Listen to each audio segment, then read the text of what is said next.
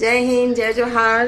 कैसे हो आप सब जन? गर्मी बहुत ज़्यादा है, प्रैक्टिस बस बैठे रहे हों, सोचे हम गा था वीडियो आप उनके साथ शेयर कर दो।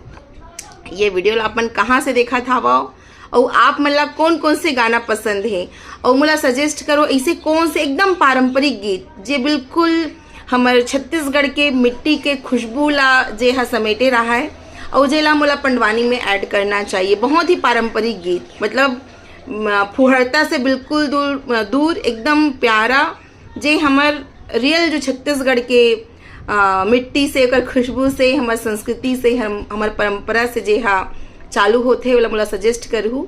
मैं कोशिश करूँ वो गाना ला सीखे के, गाय के और अपन पंडवानी में शामिल करे के। Thank you. जय हिंद, जय जोहार। इंस्पेक्टर तरुणा साहू एवं पंडवानी गायिका, राजनांदगांव, छत्तीसगढ़ से। Thank you so much.